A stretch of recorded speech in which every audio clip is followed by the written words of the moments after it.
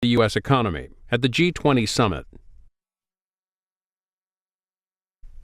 And now, from Libertyville, Illinois, the life of Adlai Stevenson, profiled in the C-SPAN series, The Contenders. Ladies and gentlemen of the convention, my fellow citizens, I accept your nomination and your program.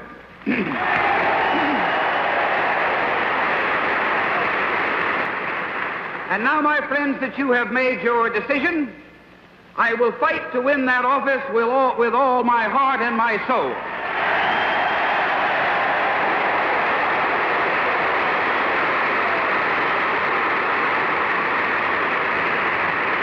And with your help, I have no doubt that we will win. Help me to do the job in this autumn of conflict and of campaign. Help me to do the job in these years of darkness, of doubt, and of crisis, which stretch beyond the horizon of tonight's happy vision. And we will justify our glorious past and the loyalty of silent millions who look to us for compassion, for understanding, and for honest purpose. Thus we will serve our great tradition greatly. I ask of you all you have. I will give you all I have. And that was our contender this week, Adlai Stevenson, accepting the Democratic nomination for president in 1952. We are joined by historian Richard Norton Smith here in Adlai Stevenson's old study in Libertyville, Illinois. Richard Norton Smith, who was this one-term governor of Illinois? Well, to millions of Americans, that's all he was, a one-term governor of Illinois. They knew nothing more about him. They'd never heard a voice like his. They did not know that in some ways a political revolution was being touched off that night, and that for the next decade, Adlai Stevenson would be certainly the voice of the Democratic Party, someone who would transform American politics, even though he was never successful in his quest for the White House.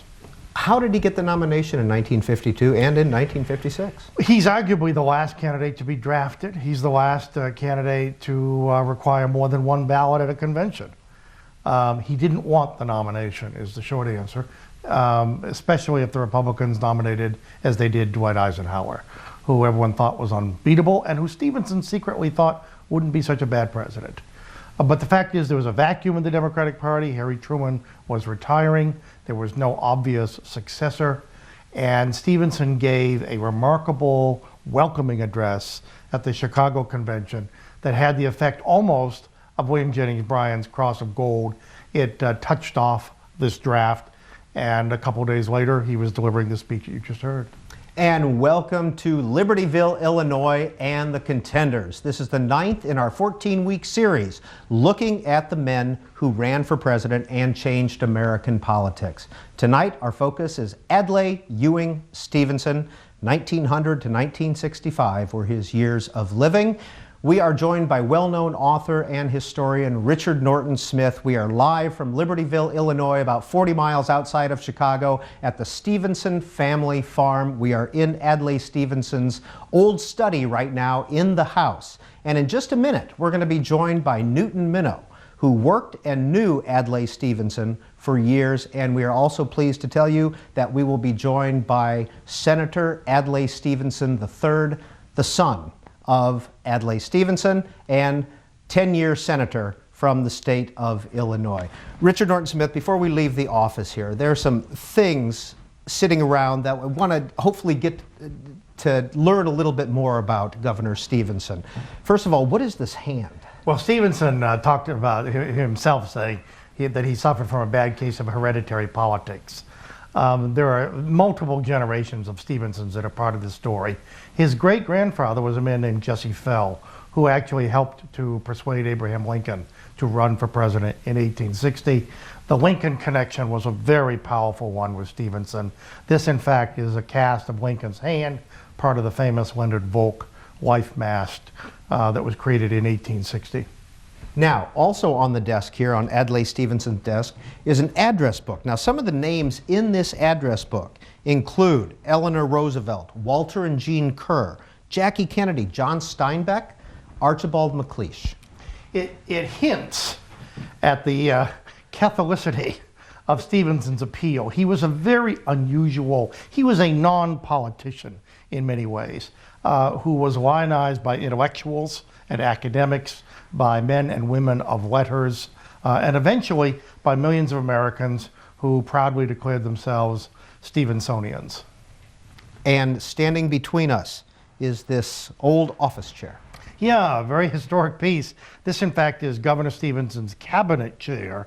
During the Kennedy administration, no doubt we'll talk about this later on, he had a historic stint as American ambassador to the United Nations. And as such, he was made a member of the cabinet. This is the chair that commemorates that somewhat difficult relationship that he had with the Kennedy administration. Now, Richard Norton Smith, you referred to the dynasty, the Stevenson political dynasty, a little earlier. Here on the wall are some artifacts, very quickly. Yeah, Governor Stevenson's wife, Ellen, said that the Stevensons all suffered from a bad case of ancestor worship. His grandfather was vice president of the United States. They had some pretty impressive ancestors. Under Grover Cleveland. Under Grover Cleveland, and then he ran again in 1900 under William Jennings Bryan, unsuccessfully. Anyway, this is Grandfather Stevenson's hat, and you can see the campaign items from the Grover Cleveland campaigns as well. And again, welcome to you. Thanks for joining us tonight for The Contenders, live from Libertyville, Illinois. Richard Norton Smith and I are going to work our way over to the barn, the Stevenson barn, here on the family farm. We're currently in the house, in the study, but next to it is a barn. This was a working, semi-working farm at one point with animals, sheep and horses, etc. And we're going to work our way over there where there's a new display about Adlai Stevenson, so you'll be able to see that as well. But first, we want to show you some campaign commercials so you can see some of the video of Adlai Stevenson. These campaign commercials are from 1956 and 1952, and in fact, one of them we're going to show you was filmed right here in this study. It's wonderful how sitting right here in my own library, thanks to television, I can talk to millions of people that I couldn't reach any other way. But I'm not going to let this spoil me. I'm not going to stop traveling in this campaign. I can talk to you, yes, but I can't listen to you. I can't hear about your problems, about your hopes and your fears. To do that, I've got to go out and see you in person. And that's what I've been doing. For the past several years, I've traveled all over this country, hundreds of thousands of miles. I've been in every state, many of them more than once. And I've met thousands of you, and millions of you have seen me. It's Adlai to you, Adlai to me. I don't care how you quote it. Adlai, Adlai, don't pronounce it. Just go out and vote it. Stevenson! I'd rather have a man with a hole in his shoe than a hole in everything he says. I'd rather have a man who knows what to do when he gets to be the prez. I love the governor of Illinois. I know the gov will bring the dove of peace and joy. When Illinois the GOP double-crossed, he was the boy who told all the crooks get lost. Love you madly, and what you did for your own great state, you're gonna do for the rest of the 48. We're gonna choose the gov that we love. He is the gov nobody can shove. We give the gov the president of the you, the me and the USA. Old MacDonald had a farm back in 31. Conditions filled him with alarm back in 31. Not a chick here or a moo cow there, just broken down farmland everywhere. And Farmer Mac doesn't want to go back to the days when there wasn't a moo or quack, to the days of 1931 when he didn't have bread when the day was done. Farmer Mac knows what to do. He likes election day of 52. Gonna go out with everyone in the USA to vote for Adlai Stevenson to keep his farm this way. With a vote here and a vote there and a vote for Stevenson everywhere. For if it's good for Mac, you see, it's good for you and it's good for me. All America loves that farm. Vote Stevenson today. And if you should elect me your president next November, I shall be the better for having done it, I'm sure, because I know that the strength and the wisdom that I need must be drawn from you, the people. So finally, I hope that the next time we meet, it will be person to person and face to face. I'm Adlai Stevenson. You and I have been hearing from our Republican friends that things are so good they couldn't be better. Better for whom, I wonder? Do you think that things can't be better for the small businessman like this one? Small business profits are down 52%. That they can't be better for our farmers like these? Farm income is down 25%. Are your schools good enough for the richest nation in history? Your schools like this one need 1/3 more classrooms. And what about you? Are you now out of debt? Do you have a comfortable backlog in the bank? Are you paying less for the things that you buy or more? Do you really think things can't be better? Of course they can. Working together, we can and will make them better. Vote Democratic. Rising cost of farming, lower farm income, caught in a squeeze. Then vote Democratic, the party for you, not just the few. Vote for Adlai Stevenson for president and Estes Kefauver for vice president.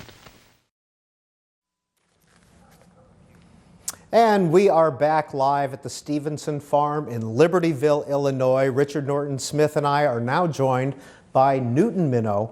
You may know him as the former chairman of the Federal Communications Commission. If you've ever heard the phrase, TV is a vast wasteland, that was Newton Minow's phrase. But for our purposes tonight, he worked with and was an associate of Adlai Stevenson for many years. Newton Minow, if you could start by telling us, when did you first meet Governor Stevenson? I was a law clerk at the United States Supreme Court for Chief Justice Vinson. One of our law professors, Carl McGowan, came to visit one day. He later offered my co-clerk a job as his assistant in Springfield, as assistant counsel to the governor. Turned out that Howard wasn't interested, but I was. And I ended up being interviewed by Governor Stevenson at 7 a.m. for breakfast in the spring of 1952. And he said to me, if I hire you, young man, is there any reason why you wouldn't take the job? And I said, if my current boss, Chief Justice Vinson, runs for president, and it was rumored in the press that he would be a candidate for president, and if he asked me to stay with him, I'd like to do that. And Governor Stevenson looked at me and he said, I don't think that's very likely. I then drove him to his next appointment. I went to work at the Supreme Court. I picked up the New York Times. It said, Truman offers Stevenson the presidential nomination, semicolon, Vinson out. This was the morning after President Truman had asked Adlai to run. Well, I was hired, and I reported for work, and he was then nominated for president. What was he known for as governor? Well, even as a student, I had worked in his campaign for governor as a college student in 1948.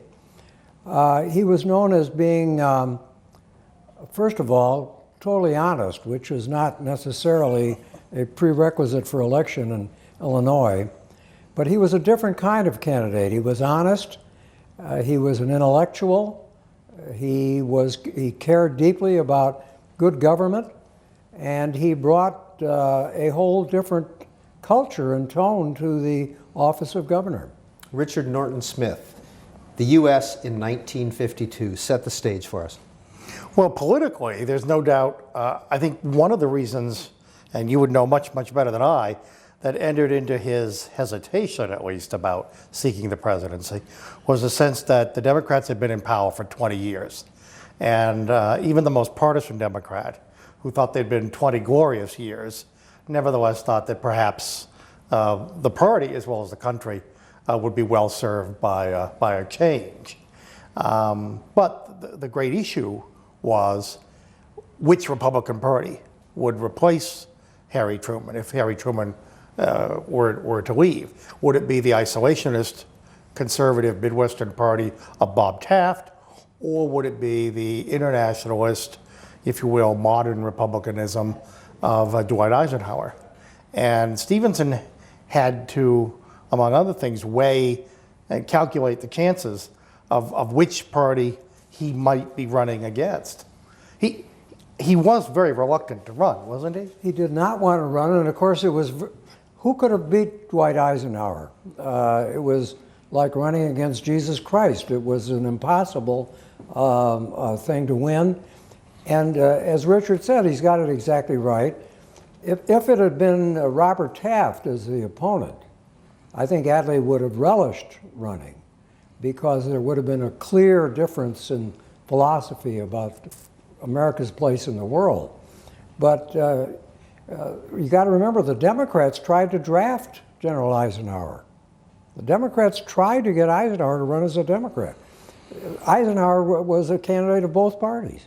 Well, Newton Minow, when Adlai Stevenson gave the welcoming address at the Democratic National Convention in Chicago in 1952, was he a nationally known figure at the time?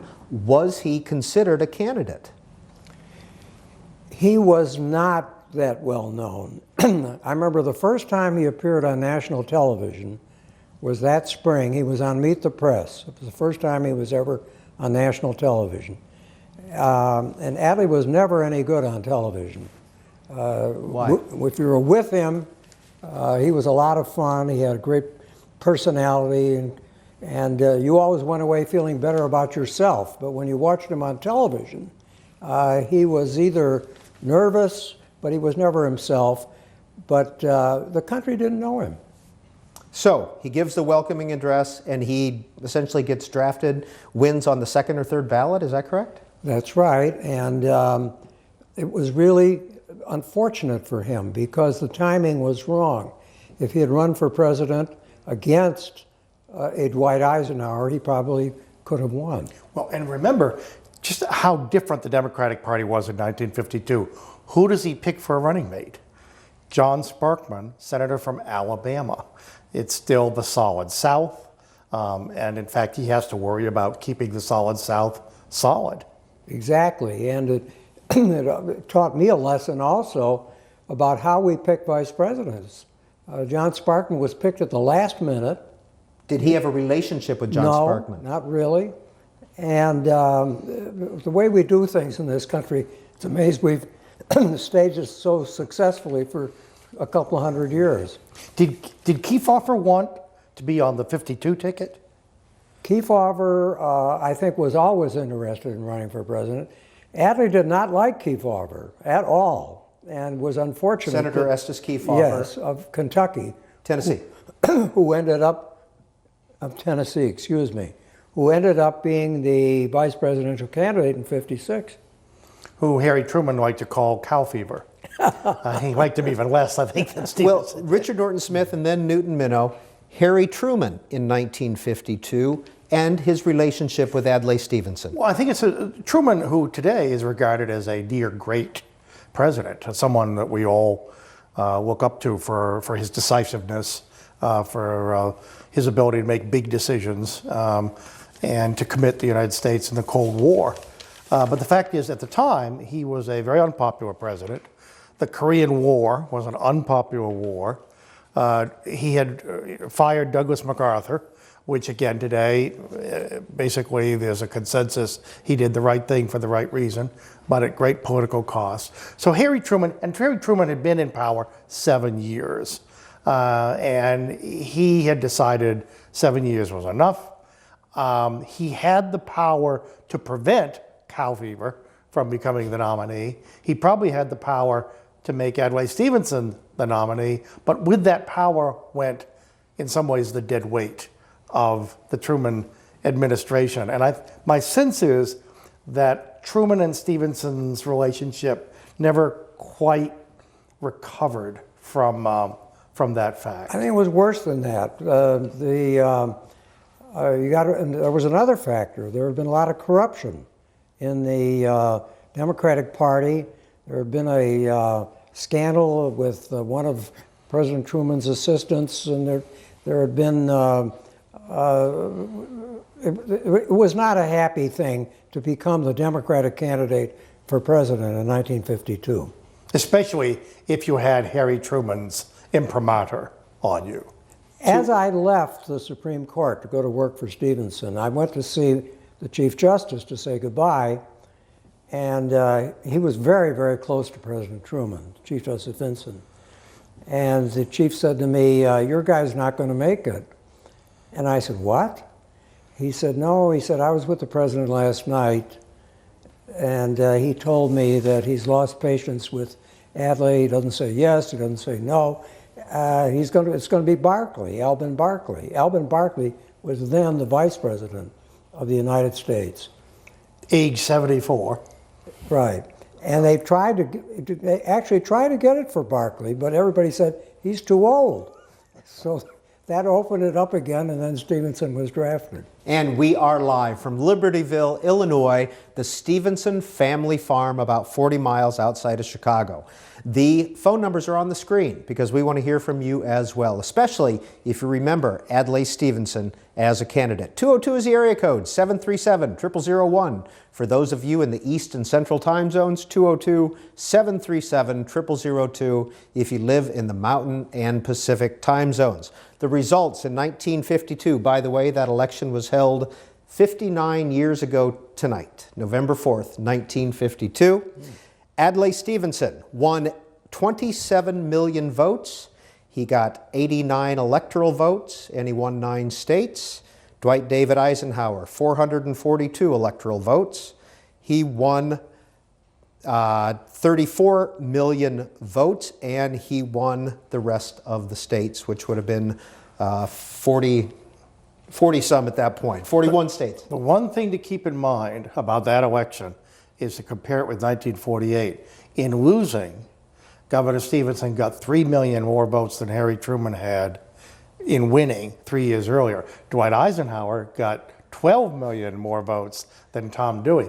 So what you had was the largest increase in voter participation in 4 years since the 1820s. Why? Because you had two, in many ways, outstanding candidates, each in their own way, who were able to excite the electorate in a way that I don't think we'd seen in this country in some time. Well, here's a little bit more of Adlai Stevenson at the 1952 convention. What does concern me, in common with thinking partisans of both parties, is not just winning this election, but how it is won. How well we can take advantage of this great quadrennial opportunity to debate issues sensibly and soberly. I hope and pray that we Democrats, win or lose, can campaign not as a crusade to exterminate the opposing party, as our opponents seem to prefer, but as a great opportunity to educate and elevate a people whose destiny is leadership. Let's talk sense to the American people. Let's tell them the truth, that there are no gains without pains, that we are now on the eve of great decisions.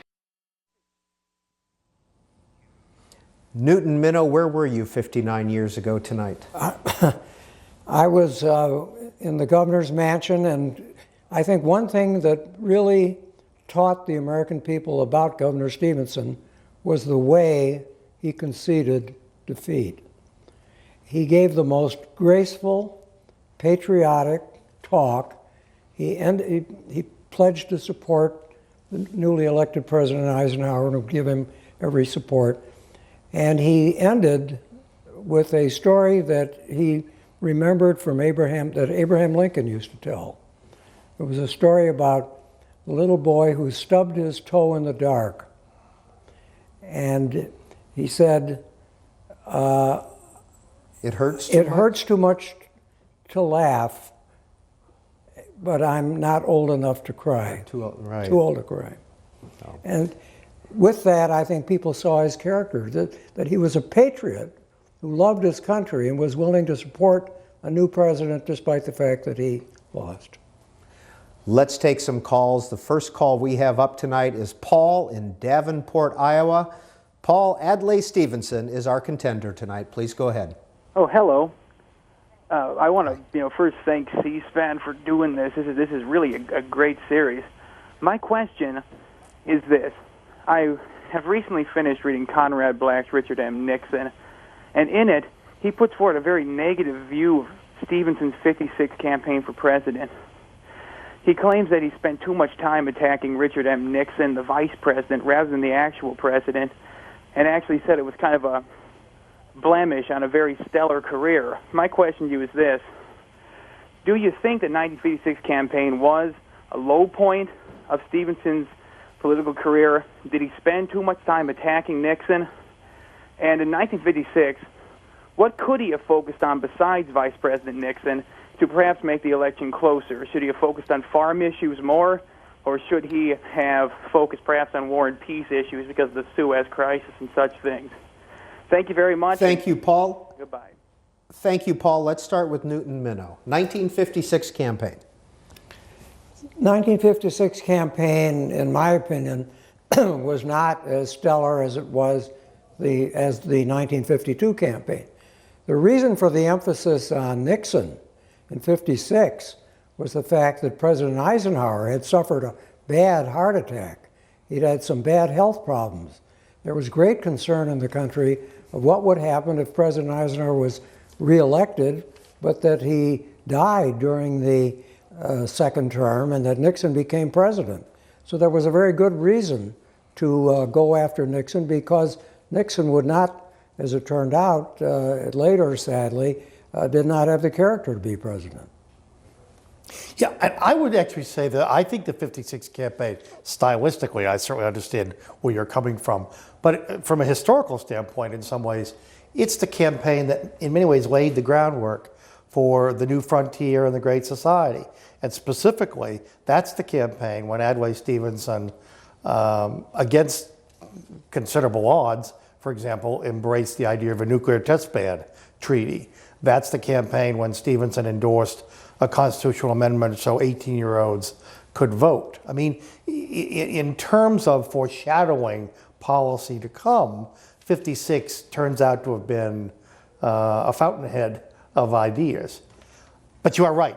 The last speech on election eve, where he said that basically the medical evidence suggested a real possibility in the next 4 years that Richard Nixon would become president. Remember, that's something that Tom Dewey hadn't done in 44 under somewhat similar circumstances when FDR's health was, it was just something, you didn't go there. And I think in some ways he paid a price for that. Well, you're right.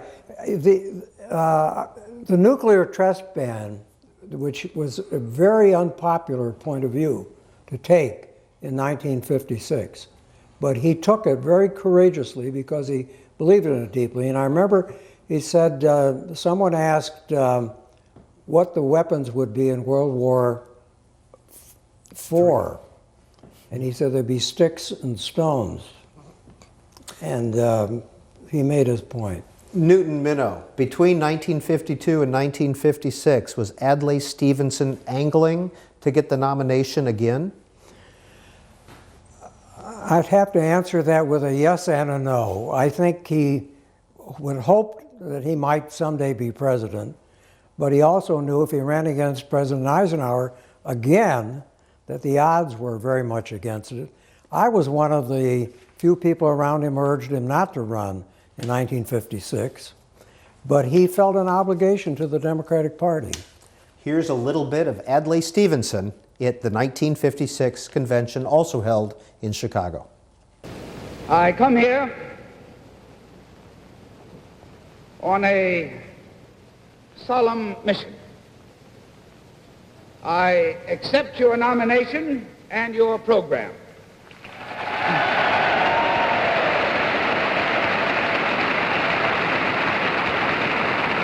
And I pledge to you every resource of mind and strength that I possess to make your deed today a good one for our country and for our party.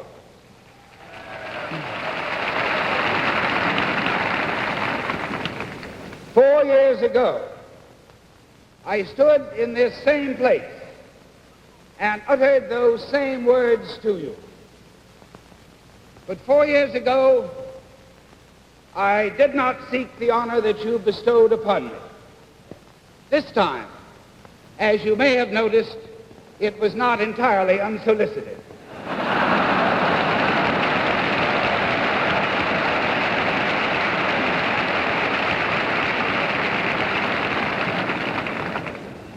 And there's another big difference. That time we lost, this time we will win.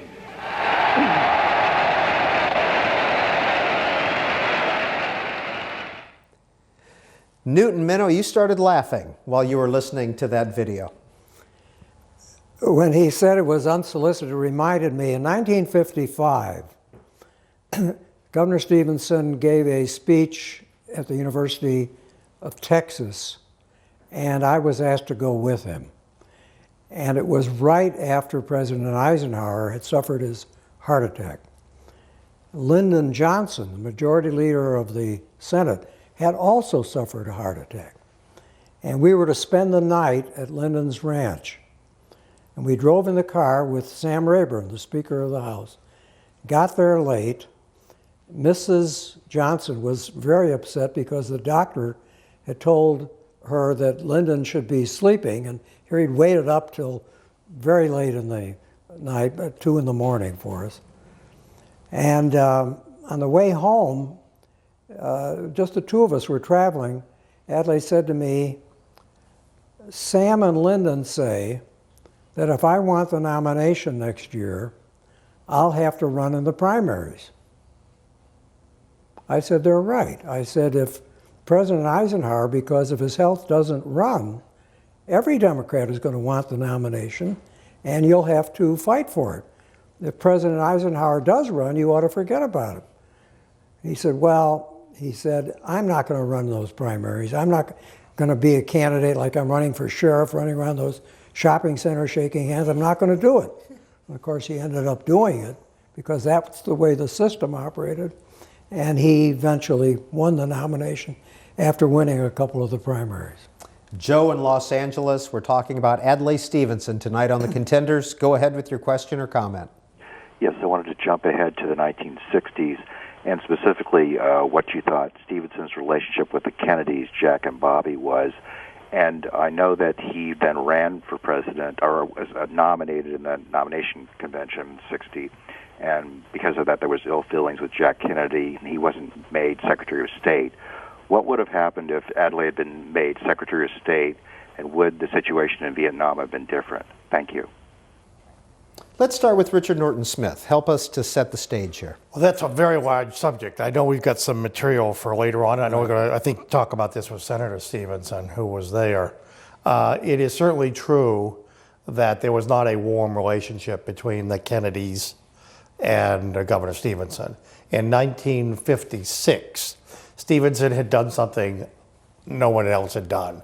He had thrown the nomination for the vice presidency open. He had let the convention decide. And Jack Kennedy came within an eyebrow of winning that nomination. And in the end, Estes Kefauver, probably to Stevenson's regret, managed to eke out a victory. Ironically, Kennedy later on said, of course, not being on the ticket was probably the best thing that had ever happened to him. It introduced him to the country, it paved the way for his campaign in 1960. It is also safe to say, and I would defer to Newt on this, that the way in which Governor Stevenson flirted with the draft in 1960 and held back. In fact, one of the distinguished visitors who came to this house one day was Jack Kennedy, who very much wanted Adlai Stevenson's endorsement, who didn't get it, who did not go away, I think, with his admiration of the governor enhanced. And if he was ever going to be Secretary of State, I think that possibility probably went down the drain right then. And we will talk a little bit later about the Kennedy relationship and his years as UN ambassador. But the results in 1956, Adlai Stevenson won 73 electoral votes. He won 7 states in 1956. He won 9 in 1952. He got 26 million votes, about 1 million less than he got 4 years earlier. Dwight Eisenhower, 457 electoral votes. He won 41 states, which was the last election where there were only 48 states in the nation. And Dwight Eisenhower won about 35 million votes, about 1 million more than he had won 4 years previous. Our next call, Akron, Ohio. Kurt, you're on the Contenders. Hi. Well, thank you. And again, this is a great honor to be watching this type of program. I have a comment and a question, really. Richard Norton Smith, first of all, stole my thunder about the 1956 convention and Jack Kennedy. But one of my favorite comments about Stevenson was something that Harry Truman had said about Adlai Stevenson, that he spent more time thinking about what he was going to do rather than doing it. And he said that he spent a lot more time talking to college presidents than he did to cab drivers. And we've got one hell of a lot more cab drivers in this country than college presidents. But anyway, 1956, Richard Norton Smith made comment to Adlai Stevenson doing something unprecedented, which is opening the convention to picking a vice presidential nominee, Jack Kennedy being one of them and Estes Kefauver being the other one. But very few people really know, unless they really study this, there were 2 other candidates in contention for that position, Hubert Humphrey of Minnesota and Al Gore Sr. of Tennessee as well.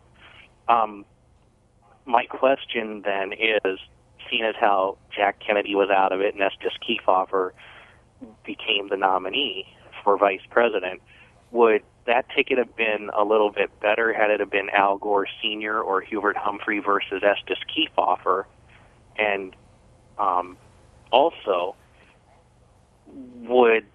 well, I guess what I was going to say is... Well, you know what? Let's leave it there, Kurt. That's a lot of question, and we're going to let Newton Minow, who was actively involved in the 1956 Adlai Stevenson campaign, answer it. Mr. Minow? Well, certainly Senator Kefauver didn't help. I don't know who would have helped, given the fact that, again, President Eisenhower was at the top of the ticket. But I think what Richard said about Kennedy was exactly correct. The opportunity to be at the convention and be seen as a vice presidential possibility introduced Jack Kennedy to the country. And I remember a few years later, I saw him at a dinner, and I said, you know, we called him Jack then. I said, Jack, if you're still interested, you can get the nomination for vice president next time. He looked at me and said, Vice president? Vice president? He said, I'm going to run for president. He was only 39 years old, but he had made up his mind. Can I ask you, the caller raises a point that I'm sure Governor Stevenson heard many times during his lifetime, this notion that he talked over the heads of people. What was his reaction to that? What's your reaction to that? I think he did not talk over the heads of the people. They used to call him an egghead, and they called his followers eggheads, and he used to make fun of that. He used to say, eggheads of the world unite. You have nothing to lose but your yolks. And I think he reached people.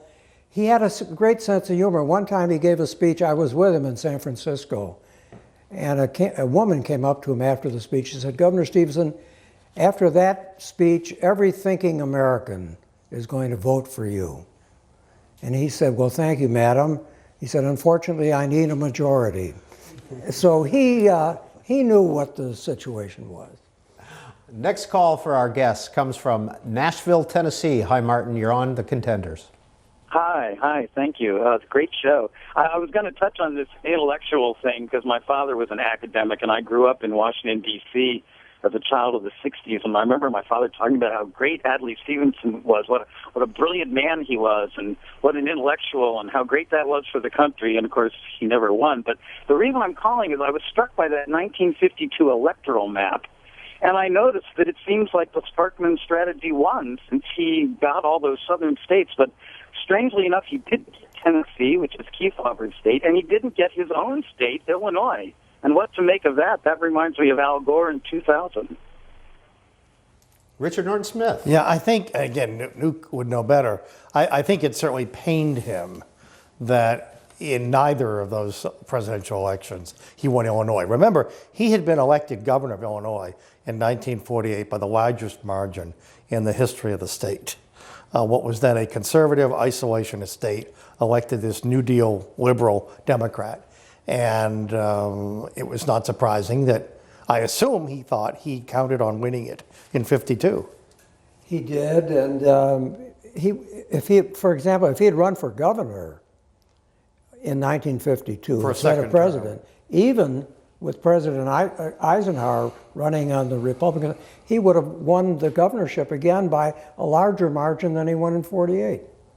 Newton Minow, today we talk about taxes, spending, social programs, Social Security as some of the presidential issues that we look at during campaigns.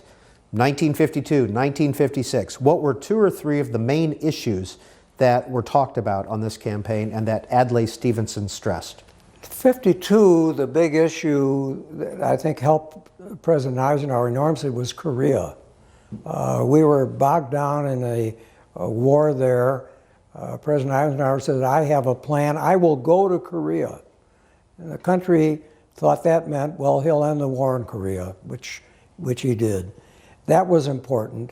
The other big issues were really the same issues we've got today. We haven't solved the same issues that divided the country back in the 50s.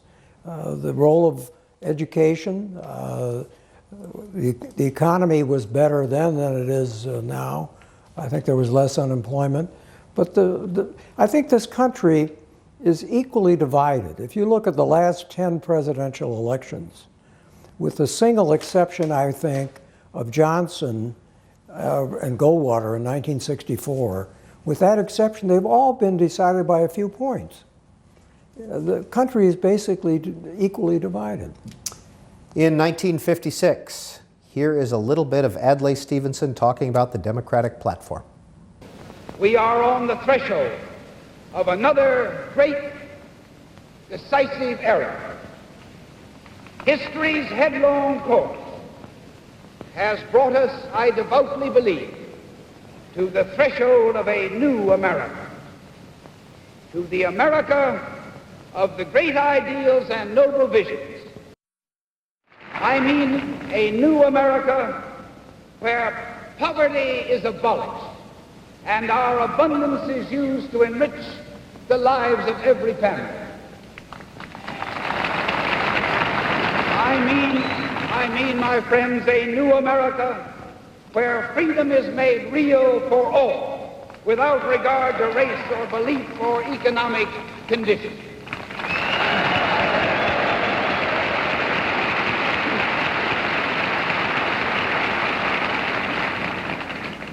I mean a new America which everlastingly attacks the ancient idea that men can solve their differences by killing each other.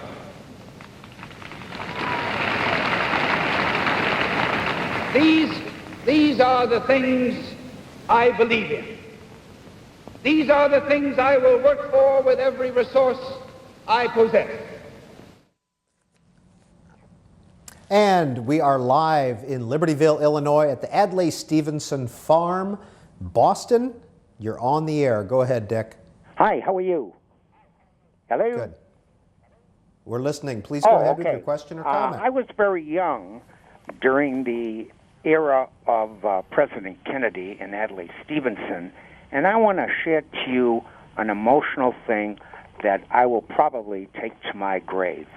In 1960, a couple of weeks before his assassination, meaning Kennedy, Adlai Stevenson went to Texas, where he was in a convention mood, probably the wrong conventions, because they threw oranges to him or to him from the balcony. And he called President Kennedy and told him not to come to Texas, at least get a bulletproof car, which he didn't do. On the other side of the equation, I believe President Kennedy and his brother just had, from football days, had a little bit too much ego. And if Adlai Stevenson knew that, then he would have probably treated his demeanor coming down to Jack's demeanor, and I think there would have been a more listening to save his life. We're going to get an answer from both our guests because they both started nodding their heads. Richard Norton Smith. Well, no, I think it was a United Nations Day event in Dallas that he spoke to, and afterwards was struck by some protesters with signs. And I think he was actually spat upon. And a classic Stevenson rejoinder afterwards when they suggested, you want to prosecute these people. He said, I don't want to prosecute them, I want to educate them. Newton Minow? I think he was very aware of the dangers, but I don't think it could go as far as the questioner did about it. I think President Kennedy had made that commitment and he wanted to keep it. I do remember talking about the relationship of Adlai and President Kennedy. During the '60 campaign, Norman Vincent Peale, a leading Protestant clergyman, had organized a group of other clergymen, and they said that Jack Kennedy was unqualified to be president because of his religion. And Adlai was asked about it. And he compared Peale to St. Paul. And he said, I find St. Paul appealing and Norman Vincent Peale appalling. And he could always make a joke or a good humor out of it. Politics today has no humor. I don't see, with the exception of Bob Dole, I don't see any politician today, either party, who's really got a great sense of humor. Do you think in any way it worked against Stevenson? I mean, some people thought he wasn't a serious person because he always had these wonderful quips? Well, and his answer to that was that Abraham Lincoln went around telling stories all the time. And I don't think it hurt him. I think people like to have someone who has a sense of humor. Next call on Adlai Stevenson here on C-SPAN's Contenders, Poughkeepsie, New York. Nick, good evening. Hi. Please go ahead. I'd like to know, when Stevenson was a child, what was his incident where he accidentally shot his friend? How did that influence his presidential campaign in the future? Newton Minow, did he ever talk to you about the fact that? Could you Never. just give us a brief history of what the caller's referring to? There was a tragic accident in childhood when there was a loose gun in the family, and Adlai accidentally shot and killed another child. I never heard him say a word about it. I never saw any evidence that it affected him, but I'm not a, who knows? Yeah, he was 12 years old at the time, and but one did get the sense that the family kind of moved on. I mean, that it was not something that they dwelt on. And I think years later, he was surprised. He expressed astonishment that his wife knew about the incident, which suggests he really kept it very close to his vest. Who was his wife? Well, his wife was a woman who came from a very fine upper class family. She was not very interested in politics. In fact, disliked politics. And when Adlai went into politics, I don't think she was very happy about it, and sadly they came to a parting of the ways. And that was in 1949 after he had run for governor. He'd been elected before the divorce. Right, and then divorced. Did that hurt him in the 1952 and 1956 presidential campaigns, being a divorced You know, it's man? curious. I was talking about this with my wife. Years ago, people thought a divorced man could never be elected president. Now, President Reagan was divorced. Today, we have public officials living without marriage with someone else. Nobody raises a fuss about that. I think there's been a vast cultural change here. Is it one more instance of Stevenson being ahead of his time? Could be. Well, we are live from Libertyville, Illinois, and about 10-20 miles from where we are is Northbrook, Illinois. Theodore is on the line. Please go ahead with your question or comment. Hello, I appreciate the program very much. I am a senior in a nearby senior retirement community and participating in a writer memoir group in which we have been asked to write what good thing from the 50s should be carried into the 21st century. I happen to have been present at his 1952 election where he voted in Vernon Township in a little township building next to a congregational church. And I chose that as the icon. My question is, what significance do you place to that icon of the hole in Adlai's shoe? And how would you summarize what good thing from Adlai Stevenson could be carried into the 21st century in our own time? Let's start with Richard Norton Smith. I would just say, again, Stevenson, whatever you think of his politics, Stevenson was a man who flattered our intelligence. He spoke up to us. He didn't speak down to us. He is arguably the last national politician. I think you could actually say this of Barry Goldwater, who believed that a presidential campaign was first and foremost an educational exercise. What do you mean by that, Richard? He literally believed, for example, his attitude about television. It was forever running out of time. They would cut him off in the middle of a speech. He couldn't believe that people wouldn't take a sufficient amount of time to educate themselves, to listen to thoughtful, sober, substantive, issue-oriented appeals from candidates on both sides. That's how he approached running for office. That's how he approached governing Illinois. I've heard him say more than once that a campaign was an educational exercise, not only for the public, but also for the candidate. That it was an opportunity for the candidate to educate himself or herself about the country and about the people. And he believed that. I also heard him say something I don't hear any politician say today. There are worse things that can happen to someone than losing an election. Richard Norton Smith, what is a Stevensonian? Oh, a Stevensonian is an egghead, probably entertaining a certain nostalgia for a level of political discourse, a civility, an urbanity, a wit, self-deprecatory, someone who has very little patience with the political claptrap that handlers and spin doctors have foisted upon us. I cannot imagine Adlai Stevenson being handled by any such individuals. It would never happen.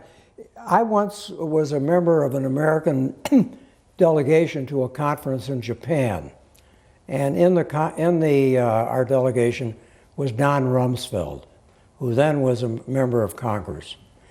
And we were having dinner, and I said, why did you go into politics? He said, it was all because of a speech given to my graduating class at Princeton. I said, were you in the class of 1954? And he looked at me and said, how did you know that? And I said, I know the speech. It's the best speech Adlai Stevenson ever gave in his life. It was a speech about why everyone should devote some of their life to public service. Don then got up, stood up, and gave me a paragraph by memory, verbatim of the speech. He then pulled out his wallet and took out a torn, tattered copy of the speech he carries around in his wallet. And I said, that's why you went into politics? He said, that's why I went into public service. And if you read his new book, that he starts off by quoting from that speech. So Adlai, I'd say his biggest contribution was making politics respectable and honorable. Jack Kennedy used to say politics is an honorable profession. I think he got that from Adlai Stevenson. Adlai and Ellen Stevenson had 3 sons, Adlai III, Borden, and John Fell. Adlai III was a Marine in 1952, but here's a little bit of a newsreel. Governor Stevenson takes time out from his strenuous campaign to attend the graduation of his son, Adlai III, from the Marine Officer Candidate School at Quantico, Virginia. He presents his son with a sheaf of commissions for the entire platoon. It is a proud father and an equally proud son on an occasion important to both.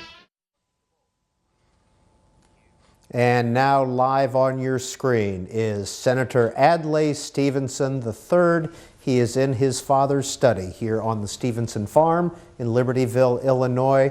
Senator Stevenson, first of all, thank you for opening up this facility for us. And secondly, what was your role in the 52 and 56 campaigns? Well, in the 52 campaign, as your remarks indicate, I was in the Marine Corps, and I didn't know it, but en route for Korea, so I did not have a role in that campaign. We were involved in the 56 campaign, and I was the driver in the 48 campaign, which is sort of the beginning of my introduction to politics. Now, what role did Korea play in your father's campaigning in 1952? What was his position on Korea with you over there? Well, as Newt, or I think it was Newt mentioned, Korea became an issue, though I don't think it really was an issue, but it adversely affected my father's campaign. He was advised to say, if elected president, I will go to Korea. That's exactly what General Eisenhower said. My father refused to do that because he felt that if he made that commitment to go there and settle and arrange a truce, that he'd be weakened. And in fact, the Eisenhower administration was weakened by this commitment of Eisenhower to end the war. I don't think it affected, my involvement didn't have any effect at all, but his integrity had an adverse effect on his campaign because of Korea. Adlai Stevenson III served in the U.S. Senate from 1970 to 1981 for the state of Illinois. He voluntarily stepped down in 1980, ran for governor twice for this state. Senator Stevenson, what made you enter the family business? Well, I was just born with an incurable hereditary case of politics, if by business you mean my career. We never really thought of it as a business. I'm by the way, paraphrasing my father, because he was asked the same question. And of course, the first Adlai Stevenson served as vice president, the second as secretary of state here for the state of Illinois. And then of course we had Adlai Stevenson, the governor, and now we are joined by Senator Stevenson, who is Adlai III. He is in his father's study in the home, in the Stevenson family home here in Libertyville. We are over in what used to be the barn, and it's right next door. It is now set up with an exhibit. Senator Stevenson, what is going on here? What is being set up where we are? You know, this home, which really became our base over the years as we served in Washington, London, Springfield, everywhere, is now the home of the Adlai Stevenson Center on Democracy, where we try to bring people together from all parts of the world to address systemic weaknesses in democratic systems of government and continue the Stevenson legacy. This was the home, but it really became a base from which my father, ranged the world, not only to serve in Springfield and so on, as I mentioned, but also to study the world. The travels, study of the world from on the ground and within it were incessant. Never stopped trying to learn about the world from within it. In the marketplaces and slums, in the monuments and ruins, as well as the universities and ministries, trying to see the world from within it and the United States from without it. And I think that lifetime of on-the-ground study of the world with a perspective from no ivory tower really helped to create the record and make him an electrifying figure, not only at home, but in the world, which ultimately led, of course, to President Kennedy's appointment to him as the ambassador to the United Nations, where he represented the United States effectively. We've got 1 hour left this evening in The Contenders. This is the 9th in our 14-week series. Adlai Stevenson is our focus. Our guest, Senator Adlai Stevenson III, Newton Minow, who worked for years with and for Adlai Stevenson and was former Federal Communications Commission Chairman under JFK, and of course, well-known author and historian Richard Norton Smith. We're going to take this call from Sally in Chicago. Hi, Sally. Hi. Well, let me correct something. I was born and raised in Chicago, but I lived in California, and I'm calling because Adlai Stevenson's 1952 election was my first presidential, in other words, when I was eligible to vote. So I went door to door and did whatever I could. I was crushed that he didn't win. But on retrospect, I thought he would contribute so much more on the world stage as a statesman, and in a way he did. But I will never forget how disappointed we were. One other thing, being a Chicagoan, I worked at the Tribune Tower when the Dewey-Truman election results.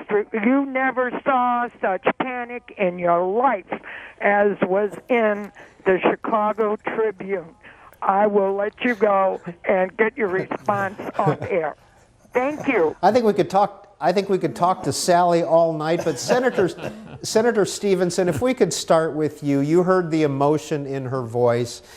Could you talk about his campaign style a little bit? Well, and I'd like to amplify. I think Richard and Newt have done a very perceptive job. But getting back to 52, he was also reluctant to run for president because he had been elected governor of a state which we loved and were deeply indebted to and had succeeded a corrupt Republican administration. He reached out and he recruited the best qualified professionals that he could find. It wasn't pay to play in those days, it was sacrifice to serve. They were reforming state government. And he wanted to finish the job. Newt and Richard are right. He was also reluctant because Eisenhower, the returning war hero, would be very hard to defeat. And I think secretly, not so secretly at home, he wasn't convinced that perhaps it was time for a change. Now remember, he started that 52 campaign. He was drafted. He started that campaign at the convention with absolutely no program, no money, no staff. And it went on to electrify the world. For him, and this is, I may be repeating, but for him, democracy was not a device, not a system for acquiring power.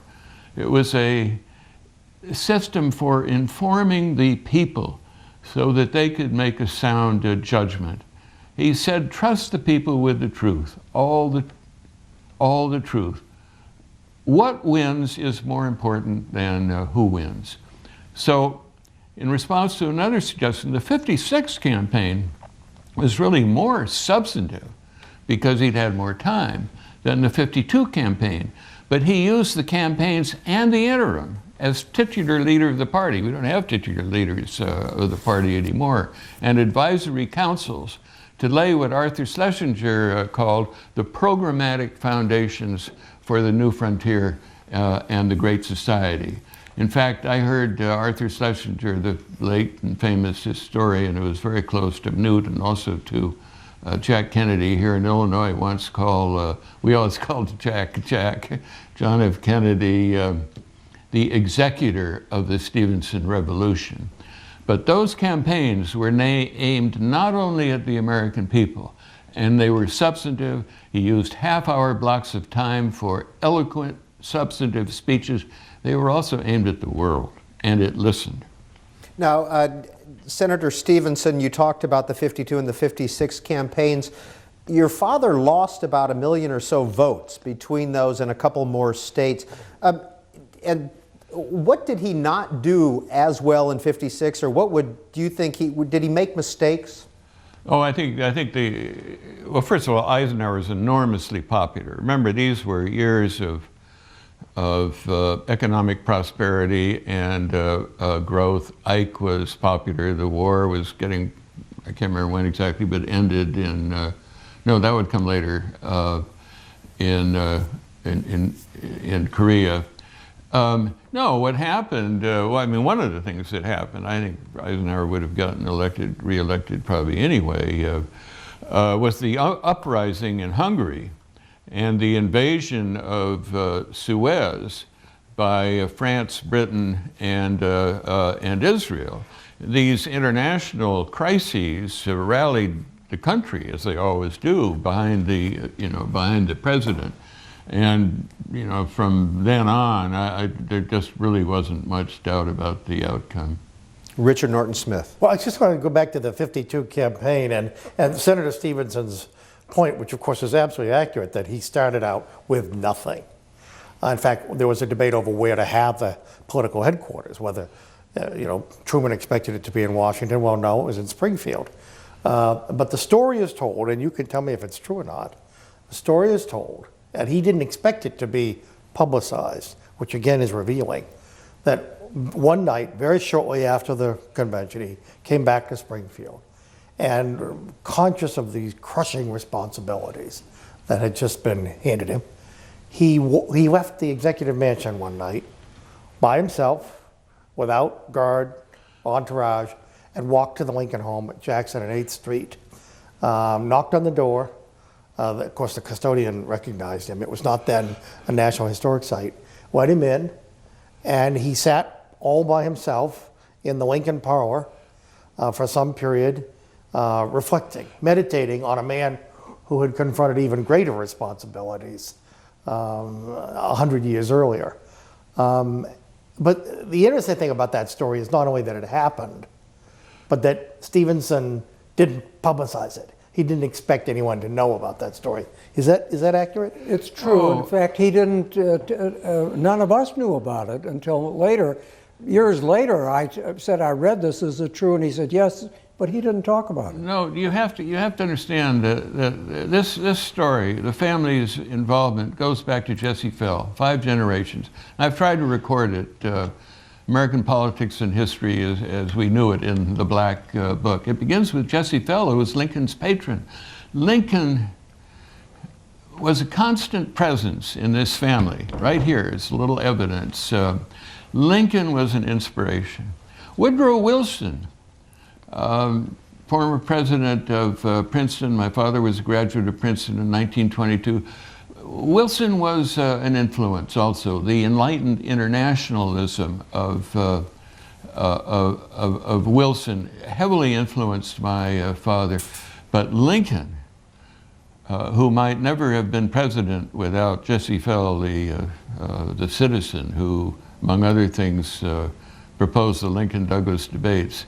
Lincoln was an inspiration and forever a presence in this family. And our next call for our three guests talking about Adlai Stevenson comes from Oak Island, North Carolina. Jimmy, please go ahead. Hey, thanks for taking my call. I am a World War II veteran, and of course was part of the Eisenhower Army.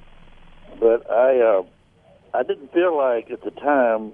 I'm from North Carolina, which you see was one of the blue states that voted for Adlai both times, and we felt that Adlai was a politician and more able to handle the political things, and General Eisenhower was more of a military person. And even though times were good, I was wondering, what do y'all think? How would the United States have changed in that 8 years if Adlai Stevenson had been president rather than Dwight Eisenhower? Senator Stevenson, let's start with you. You know, Dwight D. Eisenhower has been quoted first by Hedley Donovan, then of Time Life, and recently by a member of his family, as saying that if he'd known Stevenson was to be the Democratic candidate, he would not have run for president. I think on the large international issues, there was probably not a great deal of difference between them. One thing my father really, felt strongly about Richard Nixon, Richard Nixon was loathed by just about everybody in Washington. His strength was at the grassroots. And, after the Checkers speech and that incident and Eisenhower's retention of Nixon on the ticket, I think that, caused some doubts in his mind about Eisenhower. But he respected Eisenhower. And my father was such a figure in the world that John Foster Dulles, perhaps reluctantly, made him a roving official ambassador of the Eisenhower administration so that in his travels throughout the world he could officially represent the United States. If there'd been a difference, and the real differences then, I think, were between Democrats and the Eisenhower wing of the Republican Party with the Taft wing. Eisenhower's problems were with Taft and the conservative wing of the Republican Party. If my father had been a president, you probably would have had the New Frontier and the Great Society accelerated. Medicare, federal aid to education, other such programs might have taken effect earlier. As it was, much of it didn't take effect until after the assassination of Kennedy, when Johnson very shrewdly, I remember he consulting my father. He said, "What do I do now? You, Adlai, should be in these shoes, but you're not. So what's your advice?" And my father was taken back, very flattered. He said, "Well, I guess you should take some time now, put your program and your administration together." And he said, "No, this is my moment." And within 100 days, the program was all through Congress. He knew timing. He was a real politician. But that program had been developing over, since the '52 campaign, and might have been accelerated, a little had my father won in '52 or '56. Newton Minow. I think Adlai's got it exactly right, except I would add one thing. I think because Adlai was so committed to getting rid of nuclear war, I think we might have had faster progress than actually occurred later in dealing with the Russians and in dealing with nuclear disarmament. I think that was such a passionate belief that I think he would have given much more attention and persuasion to it than occurred. And I think also that we would have had more friends throughout the world than we ended up with at that time. It's interesting. It is hard to imagine, and of course that's what we're doing. It's imagining, but it is hard to imagine President Stevenson sending that U-2 plane in May of 1960 on the eve of a great summit. One quick thing, I do think they had real respect for each other. I think they also, as most political adversaries, learned to discover the weaknesses of one another. I suspect Eisenhower, over time, grew rather resentful of the implication that Stevenson was the only wordsmith, the only great eloquent persuader in American politics. And he once said that really, if words are all that matter, the American people could vote for Ernest Hemingway for president, which I think was a veiled criticism of Stevenson. Next call for our three guests here on The Contenders comes from Portland, Oregon. Hi, Joe. Howdy, and thanks for taking my call. In '52, I was a high school kid living in a Republican household, but in '56, I had spent the previous summer as an intern for Wayne Morse and was fixed forever.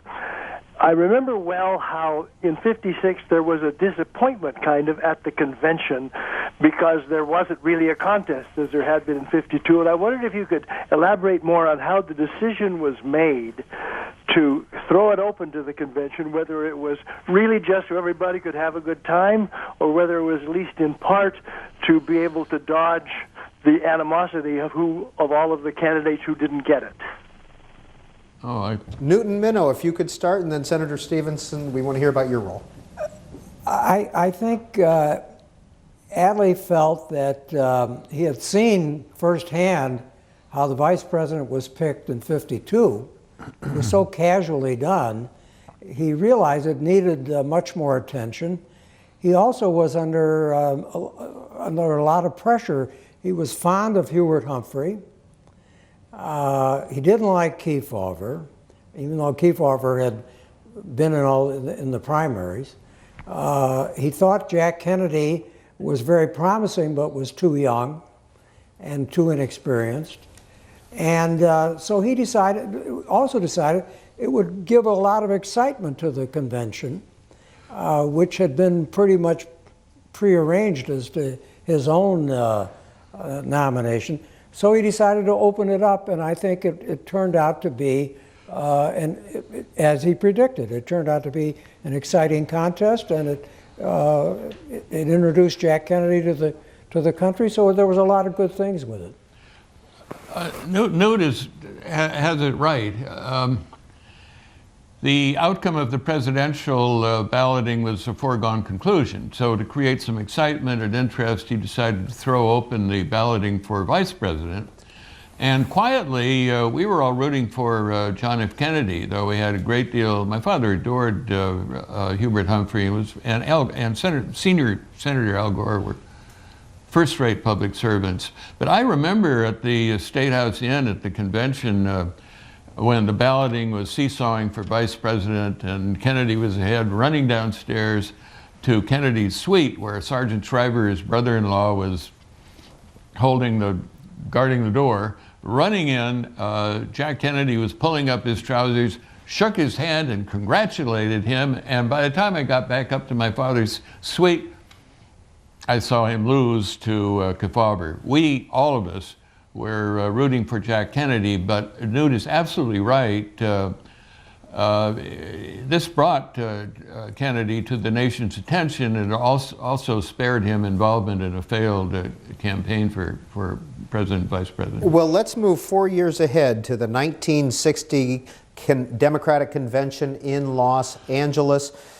Senator Stevens, how would you describe the relationship between your father and Jack Kennedy in 1960? Well, I think actually the relationship between my father and Jack Kennedy was close. I know my father respected Kennedy, and I believe it was mutual. But there was, and Newt was closer really, a very protective circle around John F. Kennedy, which was also always fearful, always resentful, and in this case concerned that Stevenson was a threat. People were pouring in from across the country by the tens of thousands, literally hammering on the doors, in some cases knocking down the doors of that convention to demand another nomination for their candidate. Eleanor Roosevelt was there. And Gene McCarthy gave a brilliant nominating address for Stevenson. And this caused a little anxiety in the Kennedy camp, and it probably caused a little, interest, thought on my father's part that maybe if things deadlocked, he could still win the nomination. He had felt that as titular leader of the party and out of loyalty to Eleanor Roosevelt and his other supporters, he really should be neutral, and he was neutral. But I think he was thinking that if he had a chance, maybe neutrality was the best way of getting there. Willard Wirtz, the former Secretary of Labor, who was also involved in state administration, told me he was in my father's suite on the eve of the balloting, and my father said, when Bobby Kennedy calls, tell him I've gone to bed and I've left instructions not to be woken. Well, sure enough, Bobby Kennedy called and said, I've got to talk to the governor. And Willard Wirtz said, I'm sorry, he's gone to bed. Well, you just tell him this is his last chance. And he better talk to me or he won't be Secretary of State. And Willard Wirtz responded, I'm sorry, but he has instructed me to tell you that he has gone to bed. So that was the end of any chances for Secretary of State, but it signifies something about the relationship, not with Jack Kennedy, but this very, very protective circle around Jack Kennedy. And it would come back to create other problems, like during the Cuban Missile Crisis when my father was vilified. And we're going to get to that in just a minute, but we're going to play two pieces of video here. We're going to start at the 1960 convention, Adlai Stevenson at the podium. Here it is.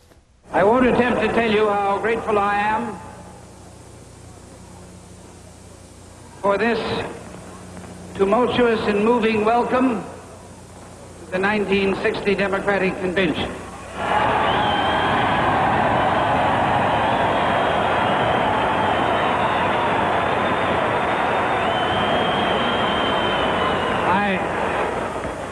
However, an observation. After getting in and out of the Biltmore Hotel in this hall, I've decided that I know who you're going to nominate.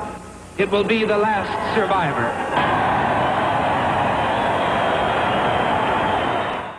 The details of my participation have not been worked out, but I've told Senator Kennedy that I would gladly campaign where he wanted me to, and I suspect that will be in the West, in the East, and possibly in between. Dr. Stevenson, do you think you can persuade all of the Stevenson followers to vote for Senator Kennedy? I hope so. What will you do about it? How will you go about it? Well, I hope by this participation in the campaign that I haven't had much doubt that they would support the ticket, and I hope that they will support it vigorously and in the same manner that I do. I hope they'll follow you as vigorously as they did at Los Angeles, Governor. I hope they'll follow you as vigorously as they followed me at Los Angeles. That's my hope. And we saw a little bit from the convention, and then we saw a press conference after JFK got the nomination. Newton Minow. Well, I had the most extraordinary experience I had with involving both Adlai Stevenson and Jack Kennedy was on May 29th, 1960. It was Jack Kennedy's birthday. It was the day after the last primary in Oregon. And Jack Kennedy was flying from Oregon to Hyannis for a family birthday party. And Bill Blair, our partner, our law partner, had suggested that he stop in Chicago and that Bill and I would pick him up and drive him here to the farm, and he'd have lunch with Adlai. And we were hoping, because Bill and I had both concluded that it was impossible for Adlai to be nominated again, we were hoping that they would come to some terms and Adlai would support Kennedy. So we got in the car and drove out here. And in the course of it, Bill was driving, Jack was in the front seat, I was in the back seat.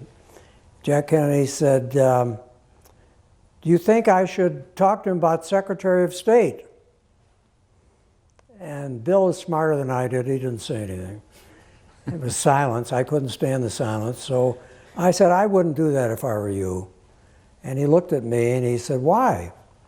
I said, well, Adlai will be offended. And second, you ought to decide yourself who you want if you're elected. And we came out here, and Adlai and Nancy were, Adlai 3 and Nancy were here. They managed to get the two of them alone into Adlai's study. And the minute they came out, I could see it hadn't gone well. And we're getting back in the car to go back. And I was dying of curiosity. So I said, Jack, did you say something about Secretary of State? And he looked at me with those steely eyes and he said, you told me not to. I thought, what have I done? So as soon as I got home, I called Adlai and told him the entire thing from the beginning to the end. He said, you did the right thing. He said, I would have been very offended. And he said, besides, he should decide who he wants. And then I decided I better tell the Kennedys. So I called Hyannis. Jack hadn't arrived yet. I got Bob. I told him exactly what I told Adlai. So I felt I had a clean conscience. I had not screwed it up. Can I ask you a question? We saw that clip from the '60 convention, that rather lame joke that Stevenson made from the podium at a moment of maximum suspense. Theodore White wrote, memorably describing that scene, that it was Stevenson's moment, and he threw it away. That he was in a position with the right remarks to have taken that convention away.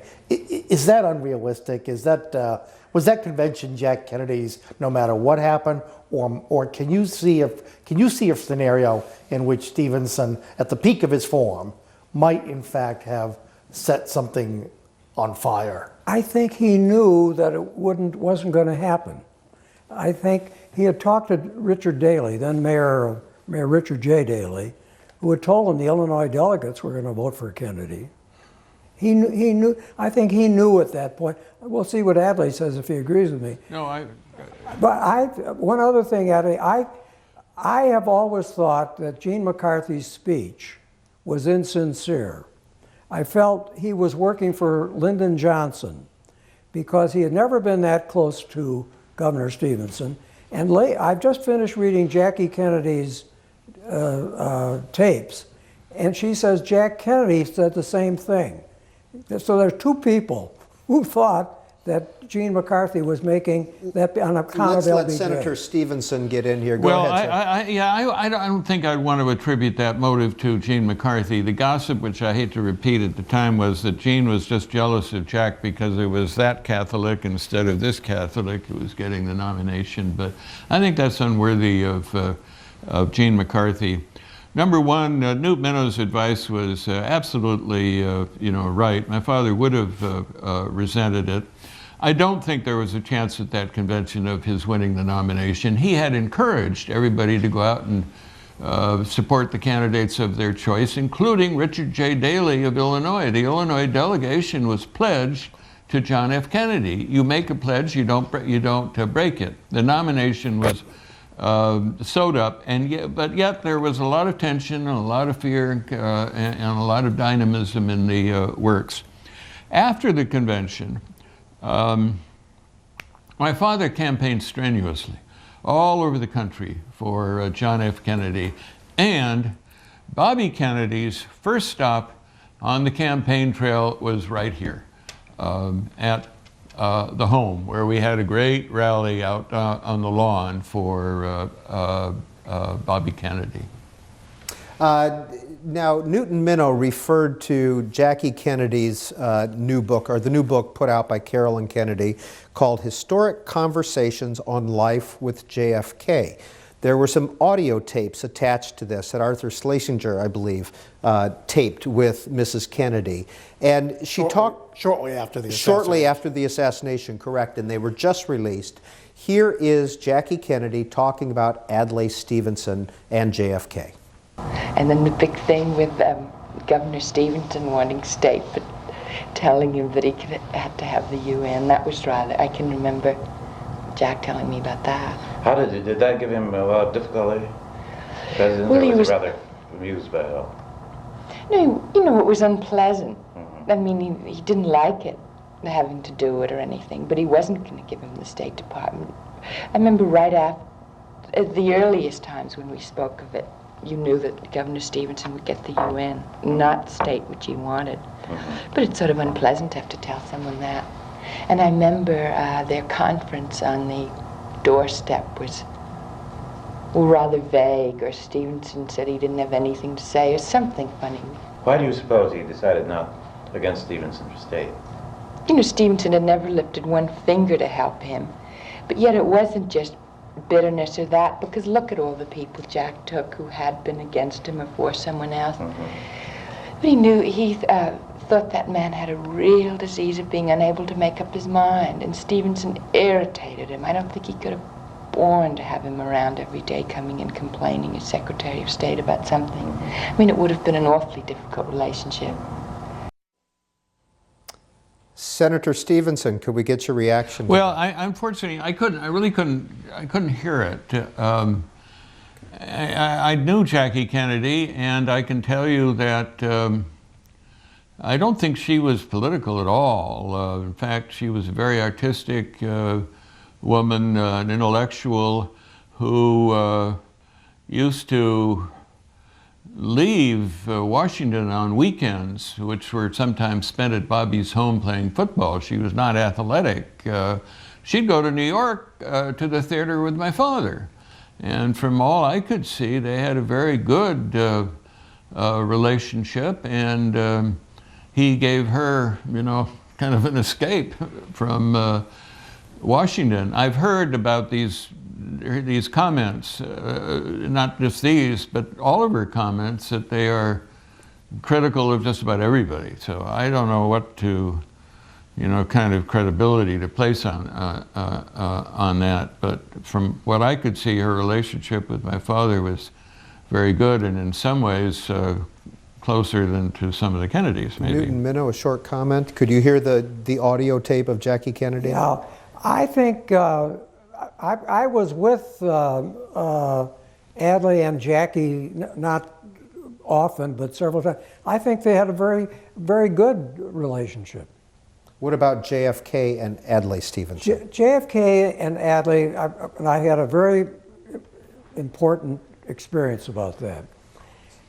I had a very minor role in the Cuban Missile Crisis, but I was involved a little bit. And when it was over, there was an article in the Saturday Evening Post written by Stuart Alsop and Charlie Bartlett.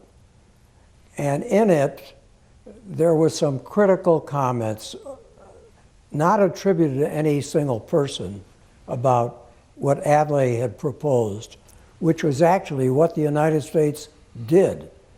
It was, we closed our missile headquarters in Turkey and Greece in exchange for the bargain that was reached about Cuba.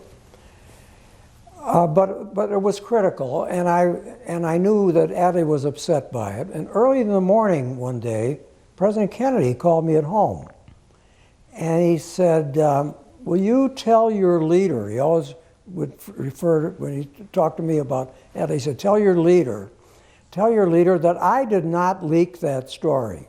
He said, "There's this rumor around that I'm the one who leaked it. Tell him I did not leak it." Well, I called the Gov, and I had his number, and I got him on the phone in 5 seconds. He picked up the phone in the embassy in New York. And he said, "I can't talk to you now. I'm on my way to the Today Show to be interviewed." And I said, "Well, give me 1 second." I said, "The president just called me and told me to tell you he did not leak that story to the Saturday Evening Post." The Gov didn't say anything. 15 minutes later, I turned on the Today Show, and he gave JFK holy hell about the episode and got it off his chest. Later, JFK wrote him a letter apologizing, saying he didn't do it, but he made it clear that what Adlai had contributed to the Cuban Missile Crisis solution was indispensable. We have got about 25 minutes left, and our callers have been very patient. Damascus, Maryland. Bill, thank you for holding. Please go ahead with your question or comment about Adlai Stevenson. Bill, yes, you still with us? Can you elaborate on the influence of Richard J. Daley, of course, as you've already referred to, mayor of Chicago, and the influence that Daley had on Stevenson's rise in Illinois politics? Senator Stevenson, could we start with you, sir? It's the other way around. My father got Richard J. Daley started in politics. As I mentioned earlier, my father recruited these extraordinary professionals and they came with, without the endorsements of political leaders and campaign contributors. But there was one partial exception, and that was Richard J. Daley, who'd been a state senator and maybe did have the endorsement of the Cook County chairman, and he served with great distinction in my father's cabinet as director of the Department of Revenue. He's really a first-rate cabinet officer. And then later, my father supported Richard J. Daley when he contested for mayor of Chicago against an incumbent mayor of that city. This is incredible. The governor of the state siding with a challenger to the incumbent governor. So my father had a lot to do with the rise of Richard J. Daley. It wasn't the other way around at all. Washington, D.C. Go ahead, Dave. We're talking about Adlai Stevenson here on the Contenders. Hi, Peter. This is Dave Obey calling. I just want to tell a story about... Hi, Congressman. How are you, sir? Good. I just want to tell Everybody a story know Congressman Obey, Dave Obey, former congressman? I just want to tell a story about Adlai Stevenson in Madison, Wisconsin in the 60 campaign. I was a student at the University of Wisconsin, and Adlai had come to Madison to give a speech to the Civil War Roundtable. And afterwards, he was scheduled to appear with then Governor Gaylord Nelson at the Old Park Hotel. And we had a large crowd of Democrats gathered. They were over an hour late, and the crowd was very restive. Finally, the two walked in. Gaylord ushered Adlai Stevenson up to the front of the room. Gaylord grabbed the mic and he said, "Folks, I'm sorry we're so late, but there were a lot of questions at the Civil War Roundtable." So he said, "I've got to get the governor over to the mansion and get him to bed. He's got a long day tomorrow." And so I'll give one of my typically short speeches. And Adlai butted in and said, and I'll give one of my typically long ones. And Nelson said, "You do, and I'll leave without you." And Adlai said, "Go ahead, see who the crowd follows." And the crowd erupted in laughter, and I think that just shows how quick Adlai was on his feet and how clever he could be in making the audience feel good about it. He was my hero. Congressman Obey, a lot of talk this evening about the fact that Adlai Stevenson was the architect of the later Great Society. Would you agree with that? I think he certainly defined in the '56 campaign what most of the issues later became that the Democratic Party ran on and stood for years. He really set the agenda for the coming decade in that campaign. That was Congressman Dave Obey. We did not know he was going to call, longtime congressman from Wisconsin, right. A Democrat. Thank you for calling in, sir, and watching. Seattle, Richard, hello. Richard? Letting me from call. Seattle. I'm the author of a book about Eleanor Roosevelt and Adlai Stevenson, just published last year.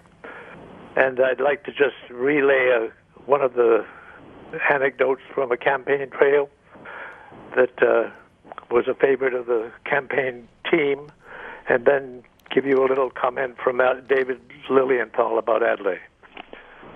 And the incident is about the clubwoman who came up to him after a speech and said, "Oh, Mr. Stevenson, your speech was positively superfluous." To which he replied, "Thank you, madam. I've been thinking about having it published posthumously." "Oh, that'll be nice. The sooner the better." Senator Stevenson, I know you're in your dad's office over there, and there's a set of books of his speeches, and they were actually bestsellers, correct? Yes, and incidentally, my own book is here, which is a black book, in which I try to record American politics as we knew it over those 5 generations, including the humor, which enriched our politics and could be used to really very good effect too. You could, for example, use it to denigrate an opponent without being mean-spirited, but the memories, the experience I try to record over these 5 generations, starting with Lincoln and ending in China, and an epilogue on the life cycle of nations and empires, is aimed to recall what we're doing tonight, the values that created this country, and contrast them with those which I'm afraid are undermining it today. And we've talked a little bit about this, and Richard Norton Smith, I want to get your reaction. The Cuban Missile Crisis, Adlai Stevenson was U.S. Ambassador to the United Nations. Yeah, but remember, of course, it didn't happen in a vacuum. A year earlier, you talk about the strained relationship with the White House. The Kennedy administration, in fact, had put its ambassador in a humiliating position at the time of the Bay of Pigs. And so a year later, a year and a half later, in the fall of 1962, you have a situation in which we have irrefutable evidence that the Soviets are in fact installing offensive nuclear missiles on Castro's Cuba. And what transpires, the great paradox, I cannot think of a less soundbite political figure than Adlai Stevenson, and yet if you go on YouTube today, he's immortalized by one of the great sound bites of the 20th century. And we're going to listen to it right now. Let me ask you one simple question. Do you, Ambassador Zorin, deny that the USSR has placed and is placing medium and intermediate range missiles and sites in Cuba? Yes or no? Don't wait for the translation, yes or no?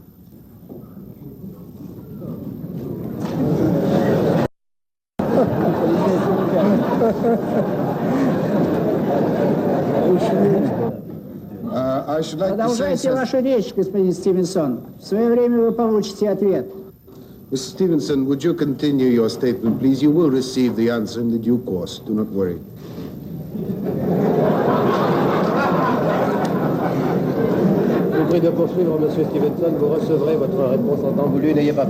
I'm prepared to wait for my answer until hell freezes over, if that's your decision. Richard Norton Smith. Until hell freezes over. One of the great sound bites of the 20th century. And afterwards, one of the Kennedys, maybe it was the president or a Bobby, I'm not sure, who was allegedly to have said, "I didn't know Adlai had it in him." That's true. Well, you know, you mentioned the Bay of Pigs earlier. He was fed a great deal of misinformation, which he relayed to the Security Council. And it came out, of course, that this information was false, and he felt very embarrassed, but it was the Kennedy administration that was embarrassed. Nobody doubted my father's integrity. And Newt alluded to the Bay of Pigs earlier. The Bay of Pigs proposal by the Kennedy administration was exactly what my father had proposed, namely trading off obsolete bases in Turkey for withdrawal of the missiles. But the Kennedy administration insisted on keeping the deal secret. My father didn't want it to be secret because he did not want to embarrass Khrushchev. He wanted to give him an opportunity to retreat, and that didn't happen. And of course, Khrushchev was embarrassed. Just as my father feared, he fell. He was succeeded by a group from which emerged Brezhnev, and the hardliners, and World War and Cold War escalated. Well, because the Kennedy administration had to be tough instead of compromising and giving Khrushchev an easy way out. Well, one of the goals of the Contenders is to figure out how the Contenders changed their respective parties, how they changed American politics. And after we take this call, we're going to move into that topic area. But Rootstown, Ohio, Duncan, please go ahead with your question on Adlai Stevenson. Hey, thanks for having me. I was just curious as to whether or not you've ever heard of an organization called the Bilderberg, and if Adlai Stevenson had ever attended the Bilderberg conference before. Thank you for your call. Go ahead, Senator Stevenson. This Adlai Stevenson has been to a Bilderberg conference. I don't know about my father. I don't know how far back that goes, and I don't know what the implications are, though I can guess. Bilderberg conferences were occasional meetings of very senior figures from around the world at which they got together to discuss the problems facing the world. There's absolutely nothing sinister about them. Yes, I have. This Adlai Stevenson has been to a couple. I don't know that my father ever was, or that they even existed in his time. Well, we are here in the Stevenson barn while Senator Stevenson is over in his father's study. In the Stevenson barn is a new exhibit about Adlai Stevenson, and there is a photograph. Richard Norton Smith, you and I went over and looked at this before we started. This is in 1945. The UN formation. Do you remember that photograph over there around the table? You were commenting on the different players in the photograph. Well, yeah, I do. I haven't got it in front of me, so I'm not sure. Right. It's a remarkable group of people. You've got John Foster Dulles. You have, of course, Governor Stevenson, Adlai Stevenson. This is before the governorship. And Nelson Rockefeller? Yeah, young Nelson Rockefeller. Harold Stassen, before he was a joke, when he was taken seriously as an architect of disarmament. The Secretary of State at the time, Ed Stettinius, who was about to be fired. So what was Adlai Stevenson's role in the founding of the UN? Do you want to take that? No, it had to do with the preparatory conference, as I understand. Well, he was also a delegate to the conference in San Francisco, and then he was, at which the United Nations was adopted or approved. But by late 1945, we were living in London, where he was the U.S. delegate to the Preparatory Commission, as Newt was about to suggest, which laid the foundation. I mean, actually started putting the building blocks together, including the location in New York. He represented the United States at that commission, where great men from all over Europe and Canada, Andrei Gromyko were there. They used to assemble at our home at night because we had access to the commissary. It was an extraordinary group of people. So he was in on the birth of the United Nations, and incidentally, he died 20 years later, just a couple of blocks from our home in London in 1945. That was 65, still serving the United Nations and his country. We want to talk about Adlai Stevenson and his effect on the Democratic Party. Here he is in 1952 talking about the Democratic Party. I have been heartened by the conduct of this convention. You have argued and disagreed because as Democrats you care and you care deeply.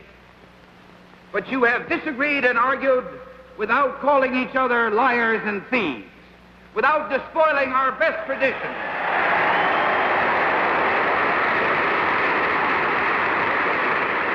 You have not spoiled our best traditions in any naked struggles for power. And you have written a platform that neither equivocates, contradicts, nor evades. You have restated our party's record, its principles and its purposes, in language that none can mistake. Nor am I afraid that the Democratic Party is old and fat and indolent. After 150 years, it has been old for a long time. And it will never be indolent as long as it looks forward and not back. As long as it commands the allegiance of the young and the hopeful, who dream the dreams and see the visions of a better America and a better world.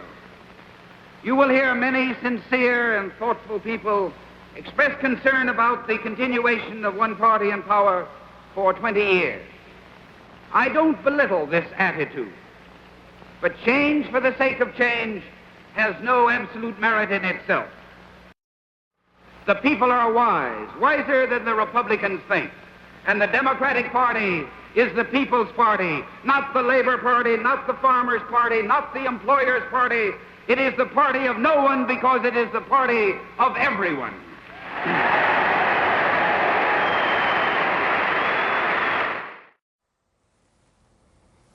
Newton Minow. I think Adlai's contribution to the country was to he hoped campaigns would educate people, and he succeeded. He succeeded in teaching all of us that politics was something all of us should be involved in. I recently met the governor of Indiana, Mitch Daniels? Mitch Daniels. And I said, I'm sorry you're not running for presidency. And he said, why do you say that? I know you're a Democrat. I said, I learned from my boss, Adlai Stevenson, that the best people in both parties should run, not the worst people. And I believe that. And I think Adlai taught that to all of us. And I think that's a legacy to be extremely grateful for, because his contribution is enduring today. Yeah, I think historically, of course, he's a bridge between the New Deal, really, and the New Frontier. He holds aloft the banner of liberalism in the 50s, a difficult era. But it's an interesting kind of liberalism. Adlai Stevenson believed in American exceptionalism every bit as much as many on the right do today. But it was an exceptionalism that was about ideas and ideals. It was leading by example. It was not an exceptionalism enforced by military force. And of course, the other thing is he brought a whole generation of young people who were inspired by his words, by his example, by his approach, his very unorthodox approach to politics. We only have a few minutes left, and Carrie Jo, Moorhead, Minnesota, we want to hear from you. Please go ahead. In 1952, when I was 13 years old, I was privileged to meet Adlai Stevenson. He came to the Hotel Warren, where my mom and dad owned the hotel, and I was privileged to wait tables on him. We kids grew up in the hotel, and after meeting him, I admired him the rest of my life. I'm now 72 years old, and I am still just so admiring this wonderful democratic person, and I'm just so thrilled that he was a man of morality, and he was a man that fought for the working people.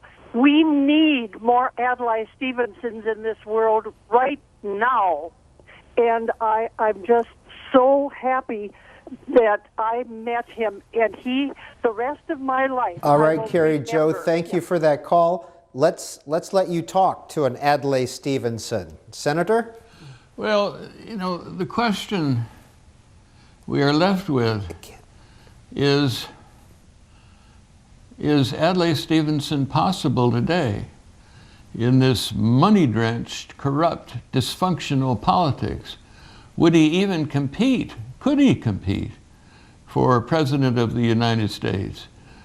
Going from stand to stand, raising money from moneyed interests for jingles on television, the half-hour blocks of time would be impossible. I'm not sure that he would be possible today, let alone a Franklin Roosevelt. It wouldn't have been physically possible for him, which is why we've created the Stevenson Center, to try to address the systemic weaknesses in democratic systems that might make an Adlai Stevenson possible.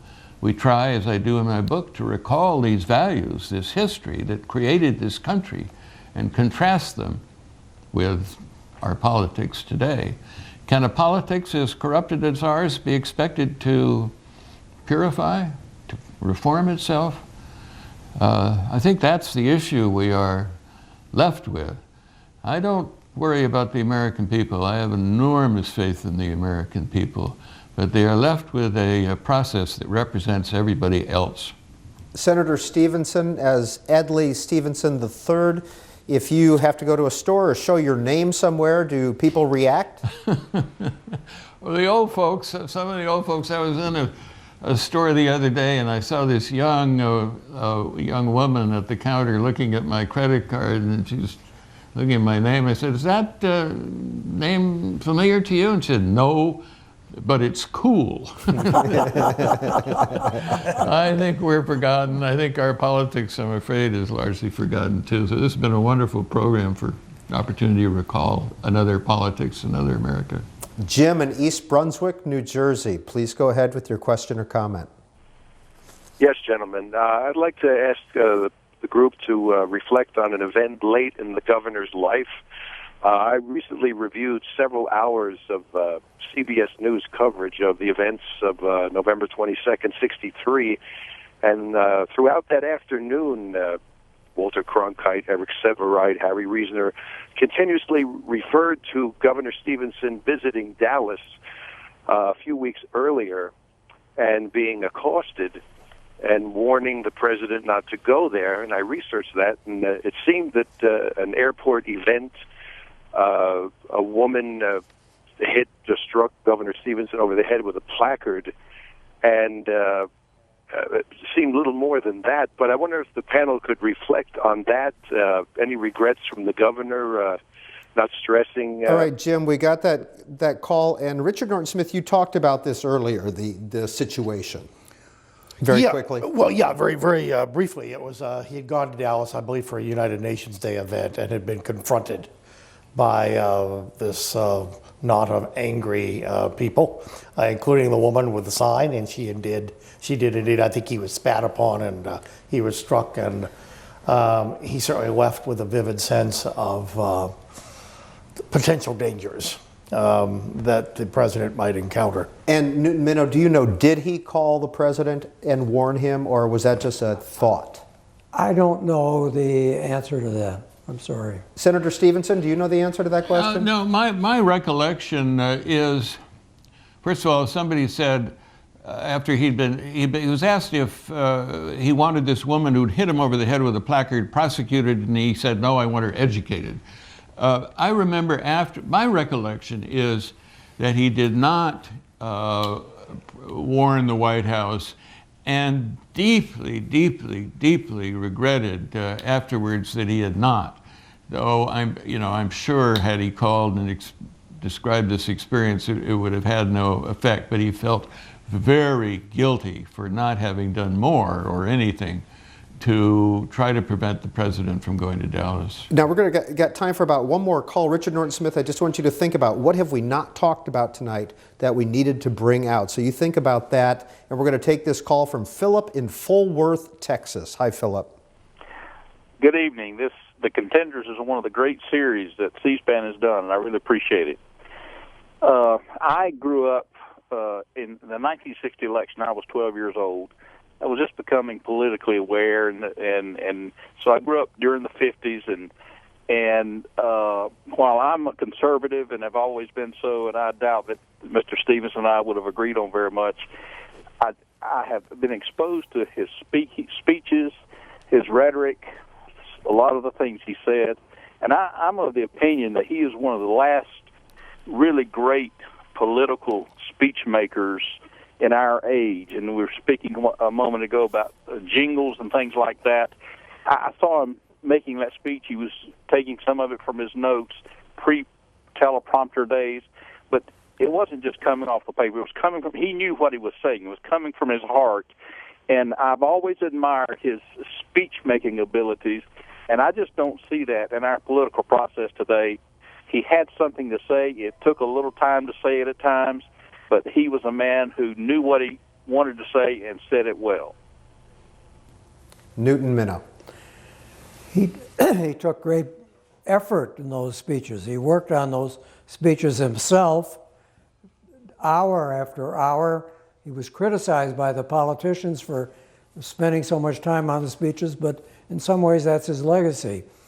As we wind up the program, I have to say one of the biggest surprises in my life was when he died so suddenly. And Adlai III called me to tell me that he and I were co-executors of his will. I didn't know anything about that before he passed on, but that was, to me, a very touching thing of our relationship. But I think as we wind up the program, he was one of, even though he didn't win, he won the hearts of millions and millions of Americans, and he won a great place in history. He raised the standards. The one question I think I'd love to ask Senator Stevenson, because at the end of his father's life, it has become almost a kind of folklore that Ambassador Stevenson was seriously contemplating resigning from the United Nations, encouraged to do so by his liberal friends who were opposed to LBJ's Vietnam policies. And I'm wondering if he ever discussed that with his dad and what his sense is of his dad's intent. Yes. First, I think these labels, conservative and liberal, can be very misleading. Arthur Schlesinger used to call my father conservative. What he had was integrity. He was a creature of reason. When I served in the Senate, we weren't Democrats, Republicans. We weren't really right, left. We were for the country, products of the Enlightenment. Ideology didn't play much of a role. But to your point, he did not tell this to me, but I did hear from a very, very, very close friend that he was planning to resign from the United Nations at the end of the year, largely because he was very uncomfortable advocating policies that he didn't support, and by that I mean Vietnam. And he, of course, died in June of 65, in July of 65, before he could resign. But I think he was planning to resign quietly, no protest. That would not have been his way at all. But because he really couldn't continue to advocate policies that he didn't support. And that will have to be the last word. Adlai Stevenson II is buried in Bloomington, Illinois. Senator Adlai Stevenson III, thank you for being with us this evening. Newton Minow, you as well. Richard Norton Smith. This has been The Contenders, and we leave you with this week's contenders from the 1956 convention. I say trust the people. Trust their good sense, their decency, their fortitude, their faith. Trust them with the great decisions. I say it is time to take this government away from men who only know how to count and to turn it back to men and women who care. The Contenders returns live next Friday. We'll be at the Goldwater Institute in Phoenix to talk with historians and take your calls about the presidential campaign of Barry Goldwater. The series airs live Friday nights at 8 p.m. Eastern through December 9th here on C-SPAN. You can see tonight's program on Adlai Stevenson again this Sunday at 10:30 a.m. Eastern. And for more information on our series, The Contenders, go to our website, cspan.org. You'll find a schedule of the series, biographies of all the candidates, speeches, and historians' appraisals. That's cspan.org/The Contenders. The economy added 80,000 new jobs, and the unemployment rate dropped from 9.1% to 9% in October, according to new numbers put out this morning. Next, a look at that report with Kevin Brady.